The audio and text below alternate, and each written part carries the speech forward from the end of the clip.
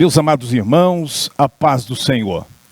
Que especial oportunidade o Senhor concede para que nós, uma vez mais, possamos juntos estar aprendendo a palavra de Deus, recebendo de Deus direcionamento, recebendo de Deus orientação através da sua palavra. Essa é a Escola Bíblica Dominical, a Assembleia de Deus Rio Claro, Ministério do Belém, todas as manhãs de domingo. Proporciona presencialmente, mas também esse canal online, para levar até você conteúdo de qualidade e que vai nortear a sua vida cristã. E hoje nós temos uma lição especial que será ministrada sobre o culto da igreja cristã. A lição de número 11 desse trimestre, que tem sido extraordinário para as nossas vidas. Eu quero te convidar a fazermos uma oração juntos e logo depois nós prosseguiremos com este conteúdo da manhã deste domingo. Feche os teus olhos e oremos a Deus. Senhor, meu Deus e meu Pai, nós te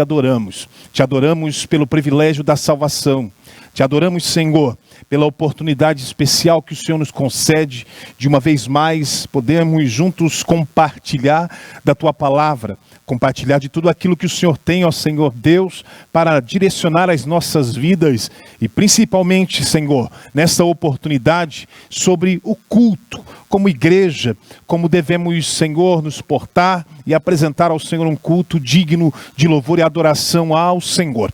Pai, abre o entendimento daqueles que terão acesso a esse conteúdo e sobre as nossas vidas, todos os professores que estarão ministrando nessa manhã. Venha, Senhor Deus, o teu Espírito Santo e oriente de forma especial, Pai, em nome de Jesus. Amém. Graças a Deus. Bom, nós estamos diante de uma temática especial nessa manhã, o culto da igreja cristã. A verdade prática, ou melhor, o textuário da lição diz: que fareis, pois, irmãos, quando vos ajuntais, cada um de vós tem salmo, tem doutrina, tem revelação, tem língua, tem interpretação. Faça-se tudo para edificação. E nós vamos ver isso, esmiuçar esse texto da primeira carta de Paulo aos Coríntios sobre o culto. E a verdade prática diz: o culto é uma sublime forma de nos expressarmos em adoração, louvor, gratidão e toda a rendição a Deus. Quando nós lemos o texto bíblico, principalmente quando nós vamos para Apocalipse, nós vemos ali como de fato é o culto, como de fato é prestar culto a Deus. Se nós olharmos para Apocalipse, para a Bíblia Sagrada e nos orientarmos ali de como devemos apresentar o nosso culto a Deus, com certeza nós estaremos entregando ao Senhor um culto que lhe será digno de louvor, digno de adoração, a despeito de muitas outras formas que hoje nós vemos que as pessoas têm apresentado o seu culto a Deus totalmente fora do propósito, não é? Pautado em modismos, enfim, e em atualidades, mas nós veremos aqui nessa lição de hoje, nós veremos em detalhes essa questão do culto. Mas vejamos, o texto, a leitura bíblica em classe, o texto que norteia essa lição de hoje, está na carta de Paulo aos Efésios, capítulo 5, versículos 15 até o versículo 21. Eu estarei lendo na minha revista e você acompanhe também aí na sua revista, na sua Bíblia, o texto que diz assim: portanto, vede prudentemente como andais, não como nécios, mas como sábios, remindo o tempo, porquanto os dias são maus, pelo que não sejais insensatos. Olha aqui, está apresentando aqui como deve ser o nosso culto já também nessa lição. Nós vamos ver o que Paulo diz na primeira carta aos Coríntios, capítulo 14, versículo 26, mas preste bem atenção nessa leitura bíblica em classe, que vai nortear toda essa lição dessa manhã e traz aqui preciosidades que, sem dúvida, trarão um novo sentido ou trarão à luz, para você, para mim, para as nossas vidas, como devamos nos apresentar ao Senhor para lhe entregar culto. Então vamos lá, versículo 17. Pelo que não sejais insensatos, mas entendei qual seja a vontade do Senhor. E não vos embriagueis com vinho em que há contenda, mas enchei-vos do Espírito, falando entre vós com salmos e hinos e cânticos espirituais, cantando e salmodiando ao Senhor no vosso coração, dando sempre Isso é interessante, versículo 20, sempre. Não é somente quando nós somos alvos das bênçãos de Deus, de uma vitória, de uma conquista, da prosperidade entregue pelo Senhor às nossas vidas, mas o texto diz, dando sempre graças por tudo a nosso Deus e Pai, em nome de nosso Senhor Jesus Cristo, sujeitando-vos uns aos outros no temor de Deus.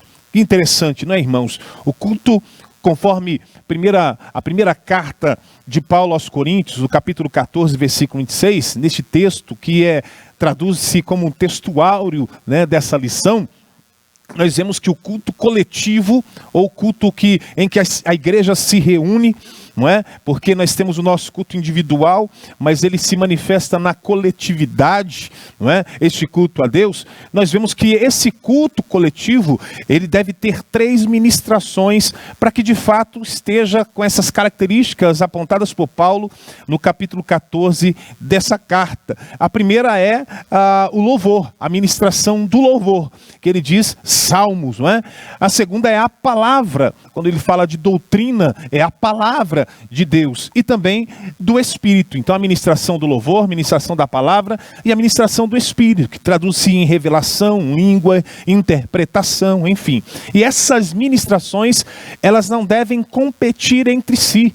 Há o espaço para o louvor, há o espaço para a palavra, e assim sucessivamente, porque o nosso Deus, ele é um Deus de ordem, sendo um Deus de ordem, não é? Um Deus que traduz-se, que traz ordem no culto. O propósito dessa reunião solene, o propósito desse culto a Deus é a edificação do povo de Deus, com ordem, com decência, organizado, um culto inteligente, né?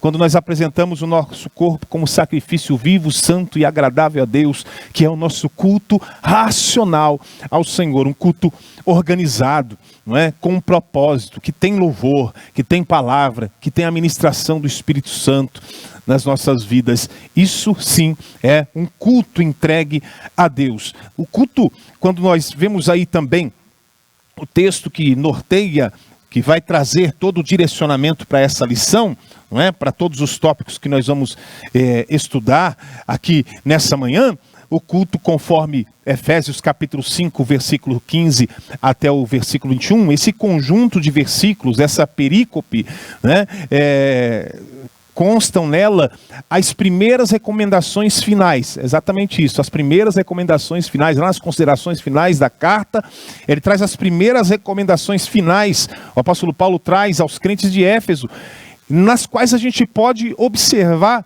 deveres muito importantes relacionados ao culto a Deus. Esses deveres que, se individualmente formos espirituais, sábios, equilibrados, amantes da palavra, é o que o texto diz, haverá reflexo bom na coletividade. Olha só que interessante. Então a gente apresenta o nosso culto de forma individual, e se de maneira individual nós formos espirituais, nós nos apresentarmos sábios, equilibrados, amantes da palavra de Deus, amantes da doutrina, etc., haverá um reflexo na coletividade, no conjunto da igreja. Isso é importante demais. Então, primeiro ponto que Paulo cita, está no versículo 15 desse texto que nós tivemos como base: vede prudentemente como andais, não como nécios, mas como sábios. Então, o crente deve ser prudente e o crente deve ser sábio. Por que essa observação? Porque há quem se comporte de modo adequado apenas dentro do templo, apenas quando está no ambiente do culto, fingindo, a gente pode colocar dessa forma, fingindo ser um crente exemplar perante os irmãos que estão à sua volta. Olha o que Paulo diz: portanto, vede prudentemente como andais, não como nécios, mas como sábios. Somente quem está unido a Deus, somente quem está unido a Cristo tem acesso à sabedoria do alto, a qual vem por meio da oração e também por meditação da palavra. E se a gente está em constante oração, em espírito, e também medita na palavra, tem essa orientação através da palavra de Deus, sem dúvida, não é? Sem ignorar a palavra de Deus, sem desprezar a palavra de Deus, nós temos a nossa vida cristã pautada nesses princípios. Sem dúvida não nos apresentaremos como necios, mas sim como prudentes, como sábios. Segundo lugar, versículo 16, o crente deve administrar bem o seu tempo nesses dias maus. Não devemos perder tempo com efemeridades, por assim dizer, porque nós estamos nos últimos dias. Nós precisamos saber priorizar. Saber priorizar é fundamental. Deus, nossa prioridade. Deus, nossa prioridade, né? Aquela máxima, não é? Em primeiro lugar na nossa vida, Deus. Em primeiro lugar na nossa vida, nas nossas decisões, Deus. Vamos buscar, tomar alguma decisão. Deus é a nossa prioridade de busca, de orientação. Então o crente deve administrar bem o seu tempo nesses dias maus, não é? Outro dia eu tive a oportunidade de ministrar, e uma das coisas que eu disse foi: se Deus investisse em você em 2024, o mesmo tempo que você investiu nele em 2023, como seria o seu ano? Né? Então nós precisamos meditar bem nessa questão de prioridade. O crente, em terceiro lugar, versículo 17, o crente deve priorizar a vontade de Deus. Olha o que o texto diz: pelo que não sejais insensatos, mas entendei qual seja a vontade do Senhor. Então o crente deve priorizar a vontade do Senhor. Como entendê-la? Como experimentá-la? Ainda que os dias sejam maus, isso não é motivo para nós duvidarmos ou nos afastarmos da palavra de Deus, das obras da luz. Para entendermos a vontade de Deus, para entendermos o querer de Deus na nossa vida, nós precisamos buscar. E buscar como? Buscar na palavra. Buscar na palavra de Deus. Por que não citarmos o Salmo de número 119? Abra a tua Bíblia, Salmo de número 119, o versículo de número 105, né, que diz o texto: lâmpada para os meus pés é a tua palavra e luz para os meus caminhos. Então, priorizemos em nós a vontade de Deus. Em quarto lugar, o crente ele deve ser cheio do Espírito Santo, que é o versículo 18, que diz: mas enchei-vos do Espírito. Presta atenção ao movimento, ao mandamento, não é? Contido nesse versículo. Olha o que o texto diz: e não vos embriagueis com vinho, em que há contenda, mas enchei-vos do Espírito. Que ao habitar dentro de nós, ele enche-nos, não é? Ele vem nos encher, esse paracleto, o Espírito Santo. Aí ele transforma, ele vem, transforma o nosso interior e molda o nosso caráter. O fruto do Espírito. Porque ele vem aí e começa a incentivar a vida do crente, incentivar as nossas vidas a realizar boas obras em prol do reino de Deus. Nos comunica o seu fruto, né? A manifestação do fruto do Espírito em nós, mas nós, como crentes, precisamos cultivar para que ele cresça, para que esse fruto cresça, para que esse fruto amadureça em nós.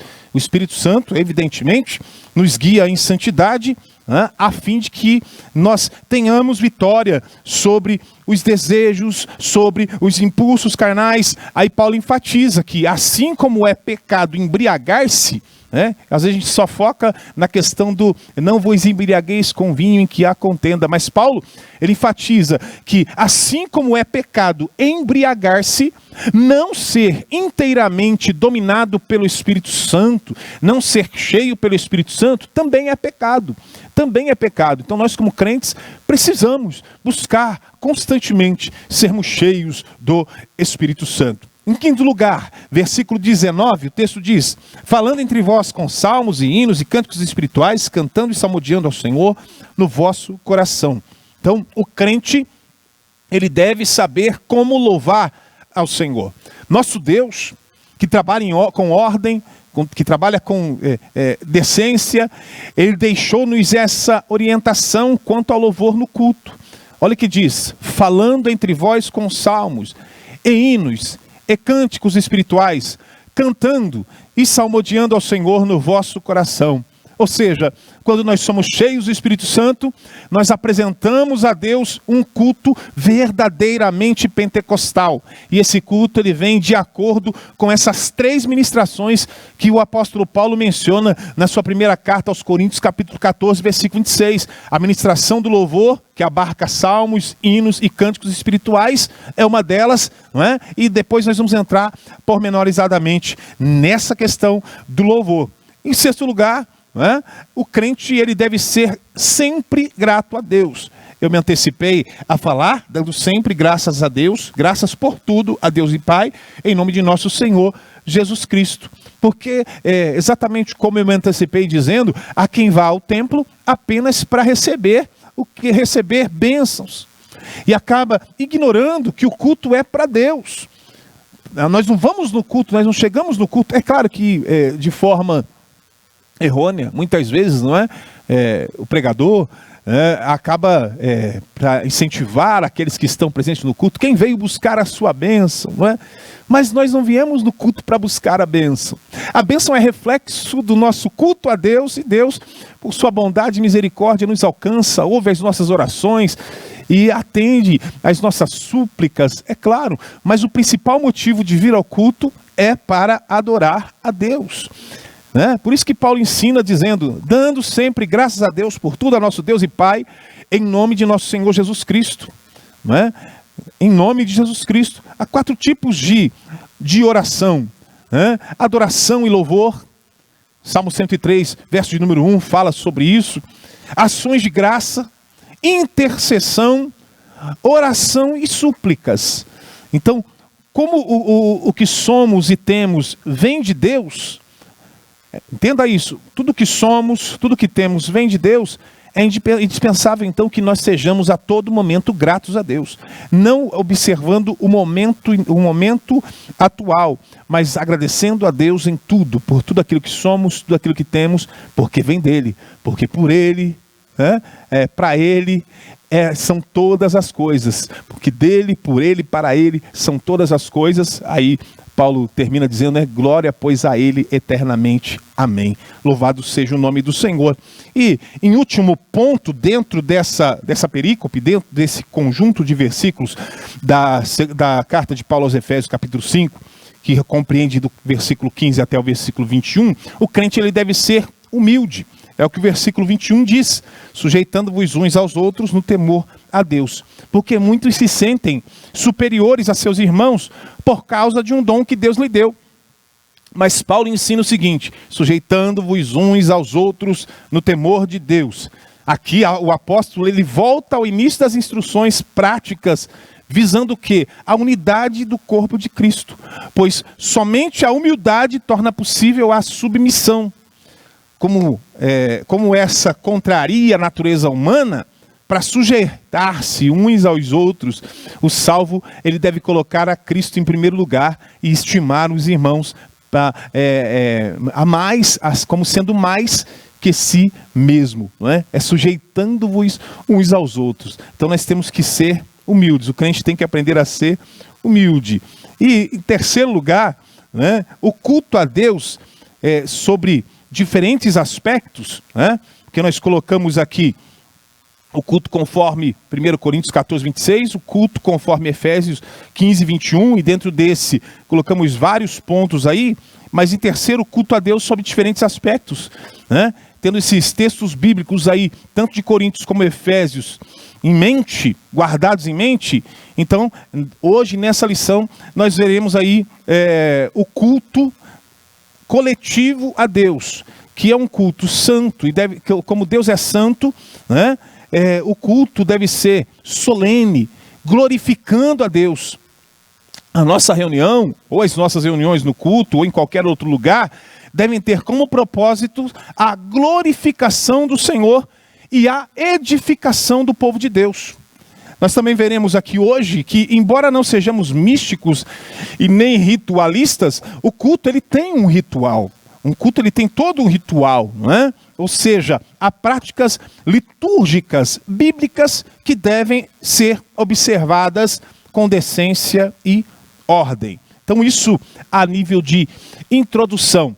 Agora, os objetivos da lição de hoje, nós temos aí alguns objetivos. O primeiro deles, identificar a natureza do culto a Deus, sua forma e conteúdo. Em segundo lugar, compreender o genuíno propósito do culto cristão.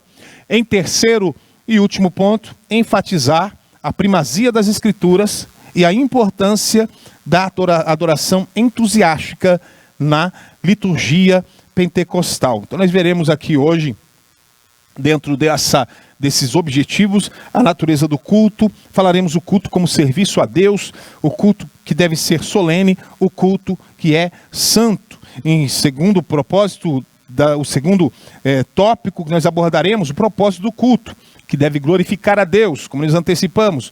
Quando não se cultua a Deus, vamos observar sobre isso também. E vamos ver a questão de edificar a igreja. E em terceiro ponto, a liturgia do culto, o ritual do culto, que nós acabamos de falar. A exposição da Bíblia, a adoração entusiástica, o lugar da adoração no culto pentecostal. Vamos, então, trafegar, vamos navegar por essas verdades bíblicas. Então a palavra, claro, a palavra-chave de hoje é culto. Louvado seja o nome do Senhor. Então, primeiro tópico da nossa manhã de estudo hoje, a natureza do culto. O culto como serviço a Deus. Veja bem, no Novo Testamento há 3 termos gregos principais para serviço: diaconia, latreia, liturgia, né? E liturgia da onde vem, né? De onde vem a nossa palavra liturgia. Outro termo para serviço, que aqui ele não se encaixa, não se encaixa com esses 3, que é douleia, né? Ligado sobretudo ao trabalho dos escravos, que é o doulos, né? Dolos. Não por acaso, em alguns países, como os Estados Unidos, por exemplo, o culto ele é chamado de worship service, ou culto de adoração, ou simplesmente service, né? Serviço. É um serviço para Deus, né?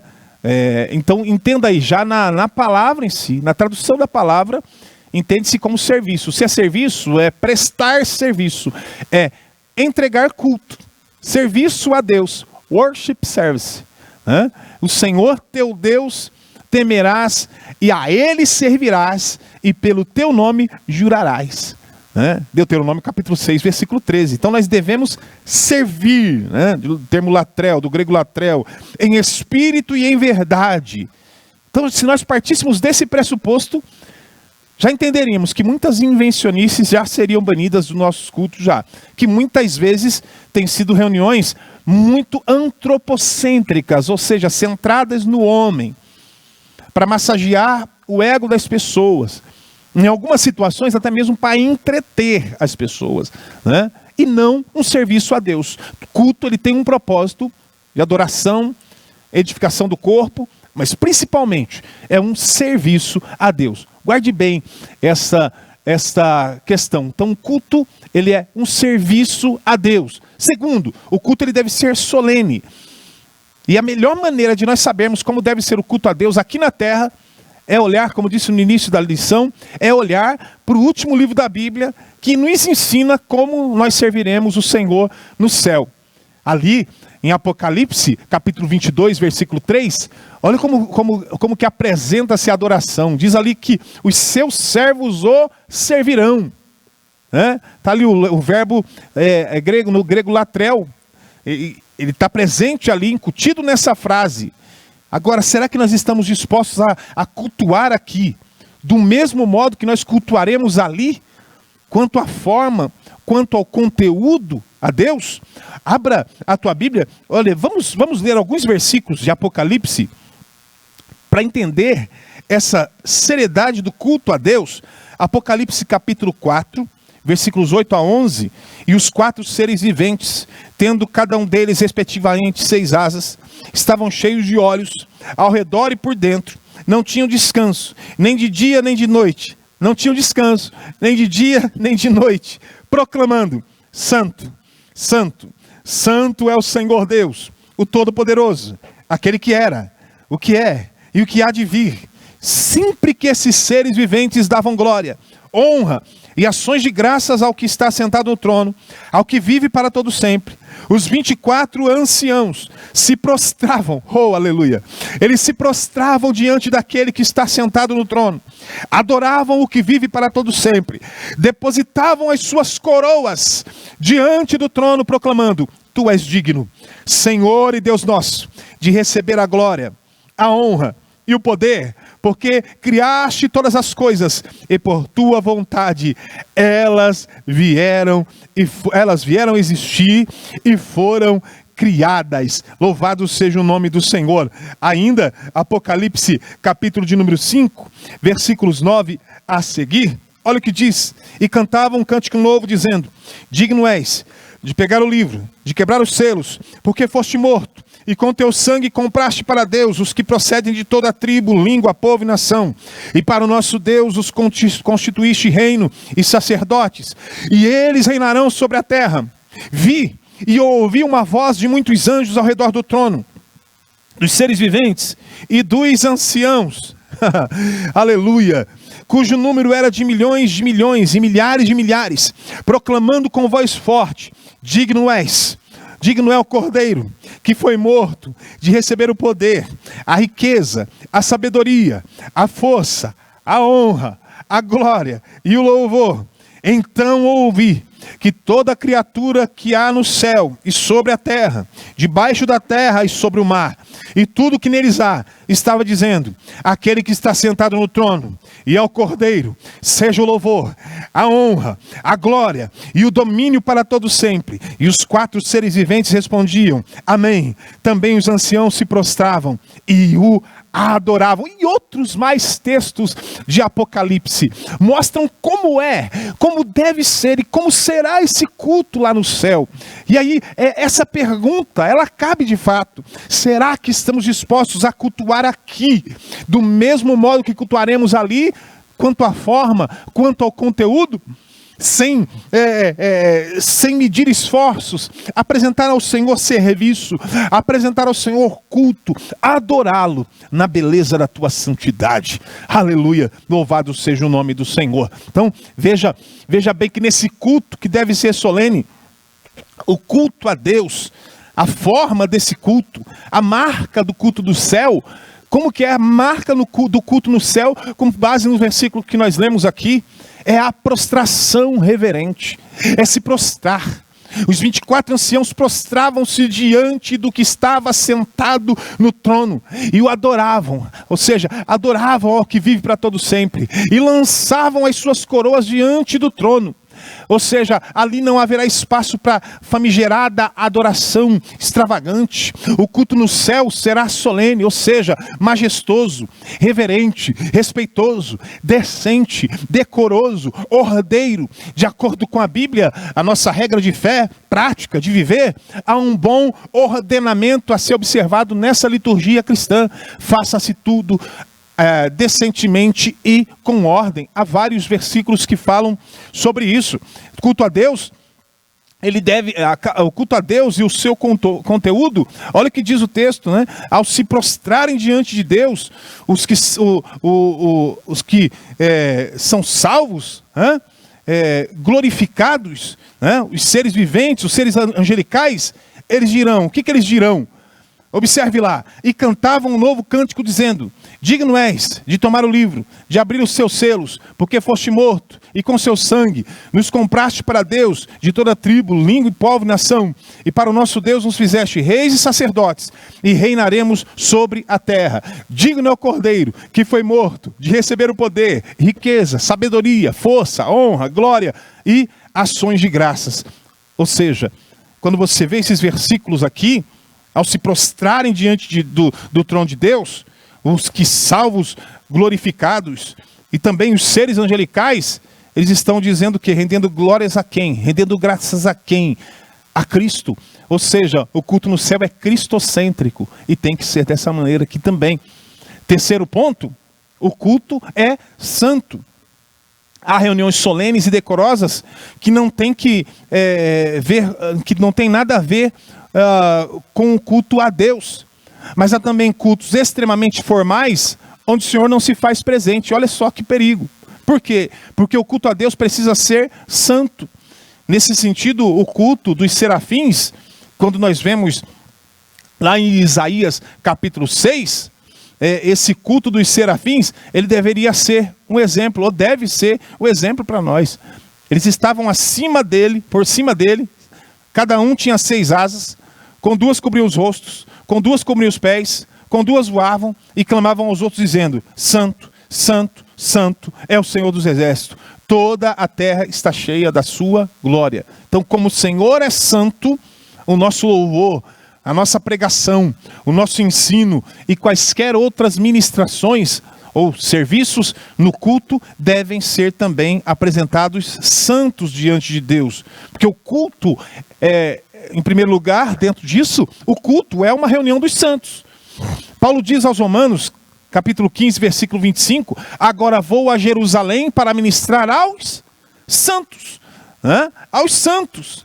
E aqui o verbo grego aqui é diakonel, tomando como exemplo o culto da ceia do Senhor, por exemplo, nós devemos participar dignamente do culto a Deus. 1 Coríntios capítulo 11, versículos 17 até o versículo de número 34, nós temos essa observação do apóstolo Paulo.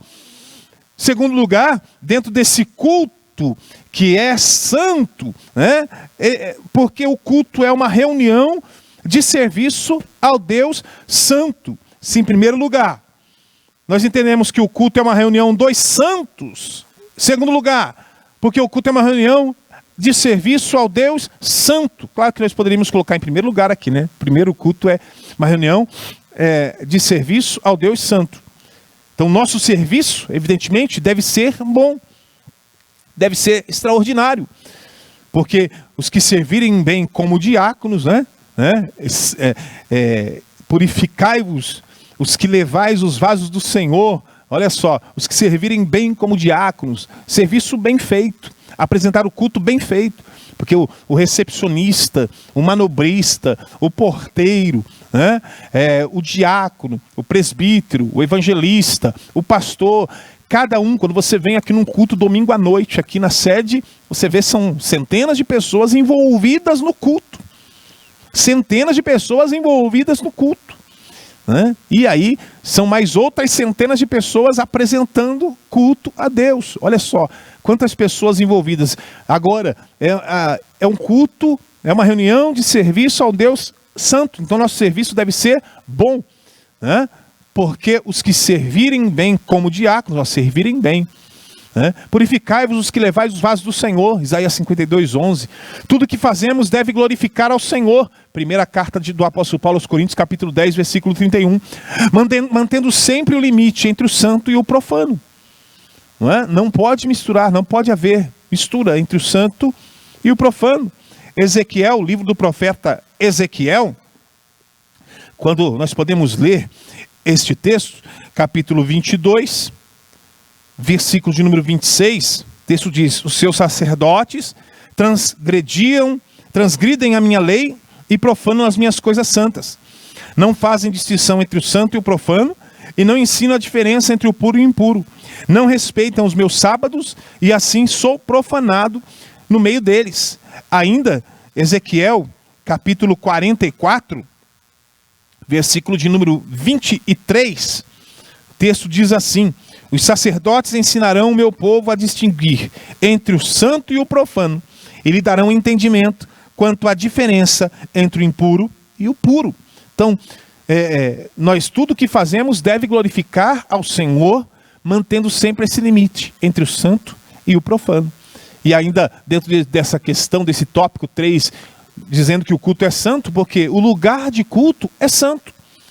O que santifica o culto é a presença do Deus santo. Aleluia. O que santifica o lugar do culto é a presença do Deus santo, sobretudo dos seus servos. Atos dos Apóstolos, olha que interessante. Atos dos Apóstolos, capítulo de número 13, versículos 1 a seguir, o texto diz assim: havia na igreja de Antioquia profetas e mestres, Barnabé, Simeão, chamado Níger, Lúcio de Cirene, Manaém, que tinha sido criado com Herodes, o tetrarca, e Saulo. Enquanto eles estavam adorando o Senhor e jejuando, o Espírito Santo disse: separem-me agora, Barnabé e Saulo, para a obra que os tenho chamado. Então, jejuando e orando, e impondo as mãos sobre eles, os despediram. Não é? Então, o que santifica o culto é a presença do Deus Santo e, sobretudo, a presença dos seus servos. Olha aqui, nesse episódio, reunidos, orando, jejuando, não é? Impondo as mãos, não é? E ali houve a separação de obreiros, né, para a obra do Senhor. Que tremendo. Entretanto, então, nós não devemos banalizar o lugar do culto. Como assim, pastor? Porque há igrejas, né, cujos lugares de culto têm sido organizados de tal modo a atender as pessoas conforme as suas preferências. Por isso, há templos, e aí eu abro um parênteses, templos, né? Coloco uma interrogação, que parecem mais casas de shows, discotecas, boates, espaços para programas de auditório e outras coisas mais, menos o local do culto, né? Em alguns lugares, principalmente, não há nem púlpito mais.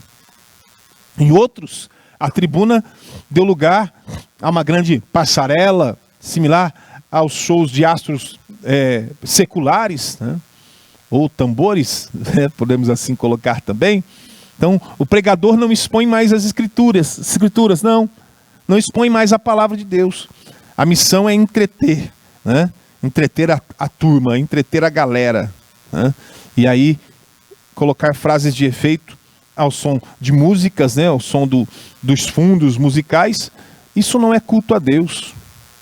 Isso se torna um culto antropocêntrico, culto focado no homem, não é? Segundo lugar, vamos prosseguir aqui. Então fechamos aqui a síntese desse tópico.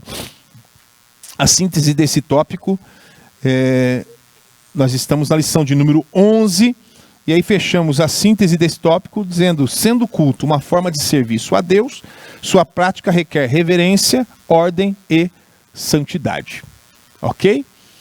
Tópico de número 2, o propósito do culto. Meus irmãos, se esse conteúdo da Escola Bíblica Dominical, nesse canal, tem sido bênção para você, eu quero te fazer um pedido. Olha, compartilhe, comente, né, dê o seu like, né, reaja aí com este conteúdo, se ele tem sido bênção para a tua vida. Se inscreva também no canal, isso vai ajudar para que a plataforma entregue ainda mais este conteúdo para outras pessoas que eventualmente não estejam inscritas aqui. O conteúdo é entregue como relevante, tá bom? Segundo, o propósito do culto. Primeiro, glorificar a Deus. Nós estamos sendo incisivos nessa questão, o culto deve glorificar a Deus. Culto solene não deve ser confundido com liturgia fria, sem vida, né, triste. Não, o culto a Deus é uma celebração. A gente se reúne para celebrar ao Senhor. E o salmista nos ensina, né? O salmista nos ensina, são vários salmos, Salmo 47, né? Salmo 95, até o Salmo de número 100, Salmo 103, enfim.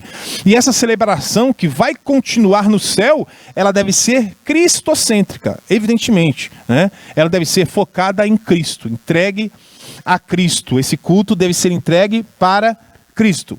Nossos hinos, os hinos que são cantados, apresentados, eles devem exaltar ao Senhor e fazer menção da sua obra redentora, da sua obra salvífica, e não servirem prioritariamente para massagear o ego dos crentes ou apresentar críticas de cunho ideológico, por exemplo.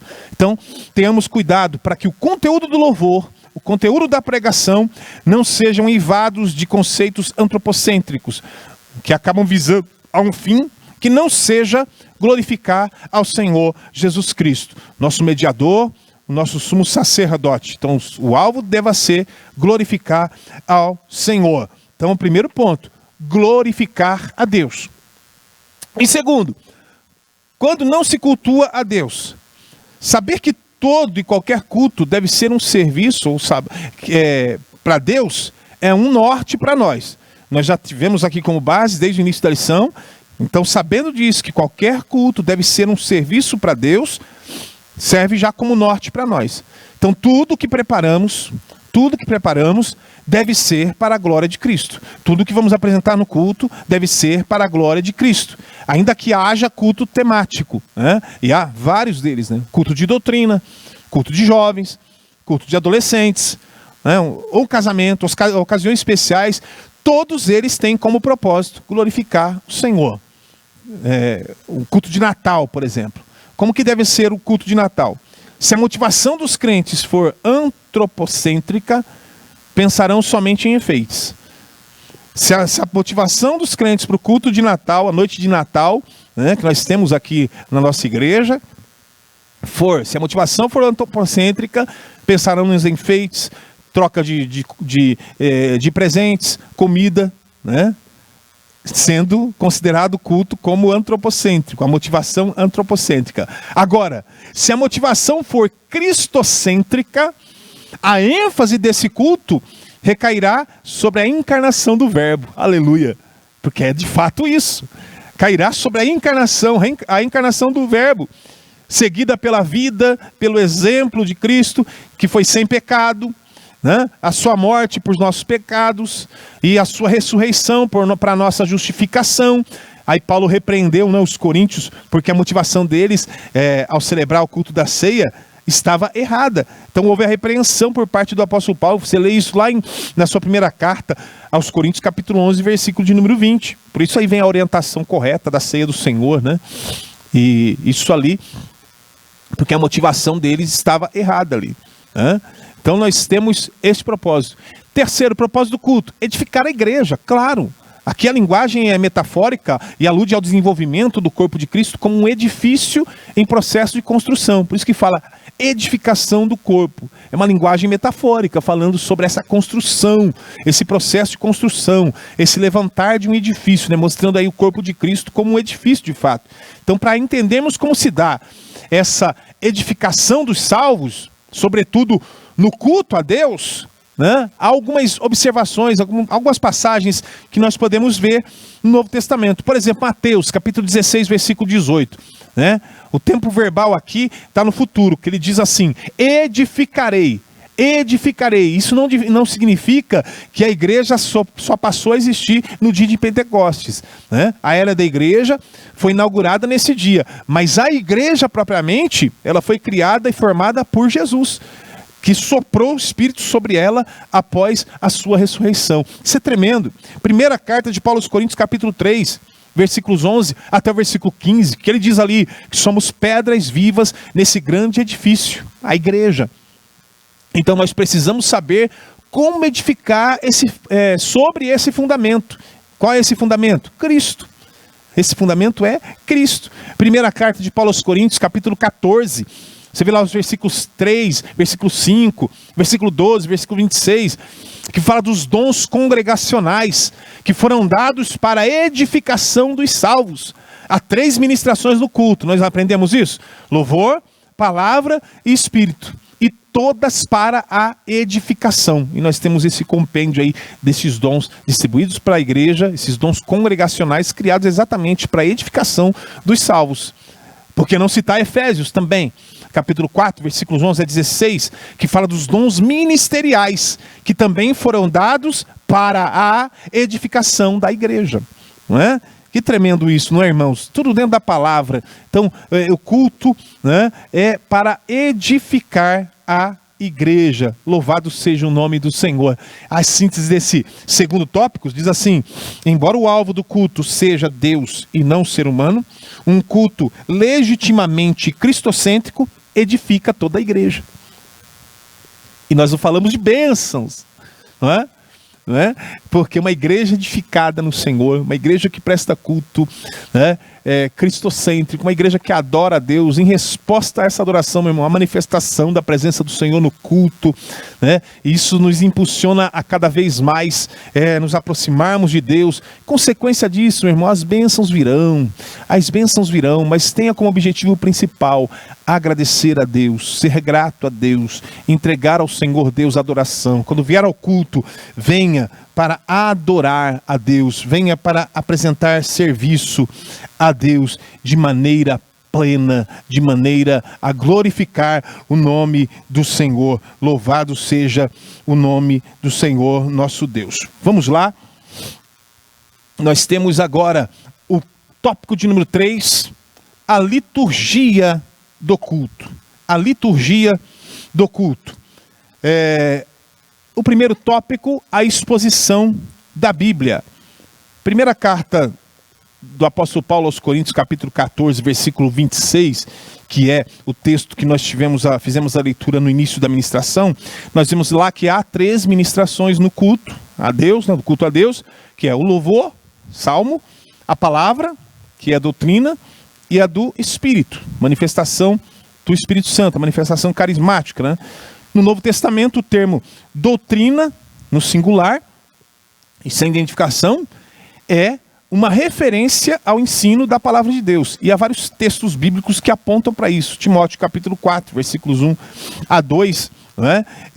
Romanos capítulo 16, vamos ler Romanos capítulo 16, versículo 17, o texto diz assim: Irmãos, peço que notem bem aqueles que provocam divisões e escândalos em desacordo com a doutrina que vocês aprenderam. Afastem-se deles. Aqui está falando da palavra de Deus. É uma referência à palavra de Deus.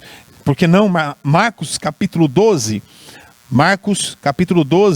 versículo de número 38, olha o que o texto diz.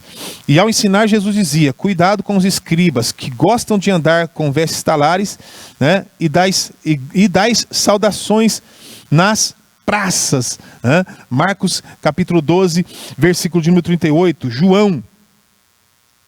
João capítulo 7, versículo 16 e 17, diz assim: Jesus respondeu: o meu ensino, ou a minha doutrina, não é meu, mas daquele que me enviou. Se alguém quiser fazer a vontade de Deus, conhecerá a respeito da doutrina. Olha aí, de novo, se ela é de Deus ou se eu falo por mim mesmo. E outros versículos mais que falam da doutrina, e essa doutrina apontada aqui é a palavra de Deus. Então, doutrina, palavra de Deus.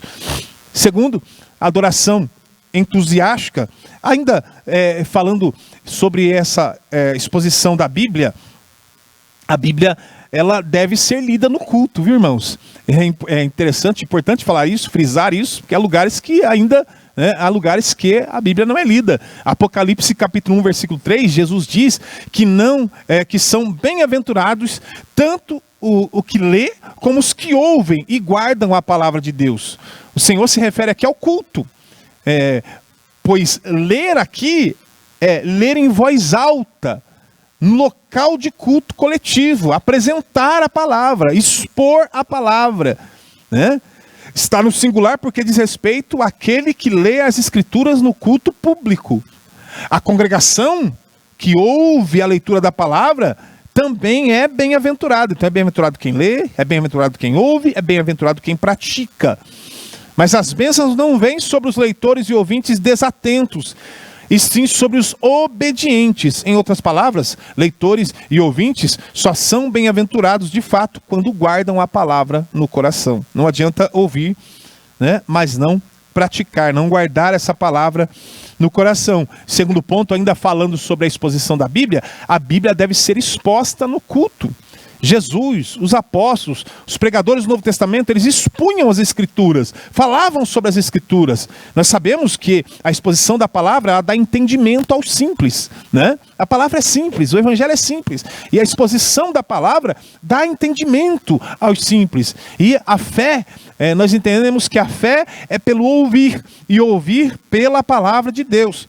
Mas, como eu disse, em muitos lugares estão pondo de tudo nos cultos, estão colocando de tudo nos cultos, diminuindo cada vez mais o tempo da pregação, né? Já fui testemunha de situações como essa, né? É música em excesso, e muitas vezes até mesmo dançante, e não para louvor ao Senhor, coreografia, peça teatral, de tudo. Quanto à pregação, né? Ela aí acaba faltando o tempo para essa pregação. Paulo, ele profetizou dizendo: virá tempo em que não suportarão a sã doutrina, mas tendo comichão nos ouvidos, amontoarão para si doutores conforme as suas próprias concupiscências e desviarão os ouvidos da verdade, voltando às fábulas. Então nós devemos tomar muito cuidado. A palavra de Deus tem que ter prioridade no culto, tem que ter o espaço da palavra. São 3 ministrações, lembra como eu disse? Palavra, louvor, o Espírito Santo, não é? E este atuando em ambas. Vamos lá para o subtópico de número 2, desse último tópico, adoração entusiástica. De modo geral, a adoração, ela abarca tudo o que fazemos para a glória de Deus. O louvor é para adoração, né? tudo que fazemos para a glória de Deus. Então, louvor é um método, um meio para a adoração. A música é um meio para a adoração. E tudo isso que façamos para a glória de Deus, porque Ele procura verdadeiros adoradores. O texto diz, não é? Lá em João capítulo 4, versículo 24, que o adorem em espírito e em verdade. Num sentido mais estrito, a adoração se relaciona com o culto a Deus, com o serviço a Deus. Segundo Coríntios capítulo 20, lá dos versículos 18 até o versículo 22, a adoração, louvor e cântico do louvor, eles aparecem exatamente nessa ordem e vão se entrelaçando. Quando a gente pode ler segundo livro das Crônicas, capítulo 20, versículos 18 a seguir. Então Josafá se prostrou com o rosto em terra, e todo Judá e os moradores de Jerusalém também se prostraram diante do Senhor e o adoraram. Os levitas dos filhos dos coatitas e dos coraitas se levantaram para louvar ao Senhor, em voz bem alta.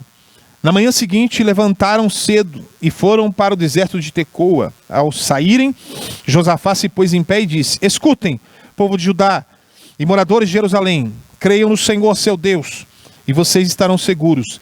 Creiam nos profetas do Senhor, e vocês serão bem-sucedidos. Depois de se aconselhar com o povo, Josafá designou os que deveriam cantar ao Senhor, vestidos de ornamentos sagrados e marchando à frente do exército. Deveriam louvar a Deus dizendo: deem graças ao Senhor, porque a sua misericórdia dura para sempre. No momento em que eles começaram a cantar e a dar louvores, o Senhor pôs emboscadas contra os filhos de Amon e de Moabe e dos montes Seir, que vieram contra Judá, e foram derrotados. Que tremendo, que extraordinário. Você vê aqui uma sequência dessa adoração entusiástica. Você vê a adoração, você vê louvor, você vê cântico de louvor, e vão aparecendo exatamente nessa ordem, vão se entrelaçando nesse momento tão especial na vida do povo de Israel aqui, nesse momento de adoração. Segundo Crônicas, no capítulo 20, a seguir, quando Deus salva o seu povo, Deus responde a oração. Isso é tremendo. Então, adoração entusiástica. Então, nós temos aí essa adoração e louvor, né? Estes aí estão casados. Depois da mensagem de Deus, que Josafá, ele vem, se prostra, todos adoram ao Senhor, colocam o rosto em terra, que diz o versículo 18. Aí em seguida levantam-se para louvarem ao Senhor com voz muito alta. Aí logo depois vem cânticos de louvor. Eu acho tremenda essa passagem bíblica, né? Pela manhã eles saíram do deserto, quando Josafá ordenou que cantassem ao Senhor, a fim de louvassem a majestade santa do Senhor com júbilo, com louvor. Isso é tremendo. No primeiro século, os cânticos de louvor da igreja abrangiam 3 modalidades: eram salmos, hinos e cânticos espirituais.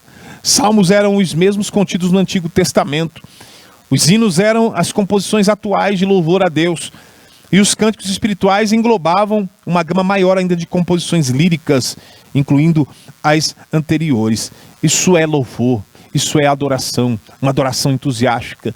Em terceiro lugar, o lugar da adoração no culto pentecostal. Em matéria de culto, nesses tempos pós-modernos, muitas igrejas têm priorizado as preferências do ser humano ou se desviado do ideal constante da palavra de Deus. Nós podemos dizer, inclusive, que, pela nossa observação, que há pelo menos 7 estilos de culto no evangelicalismo brasileiro, né?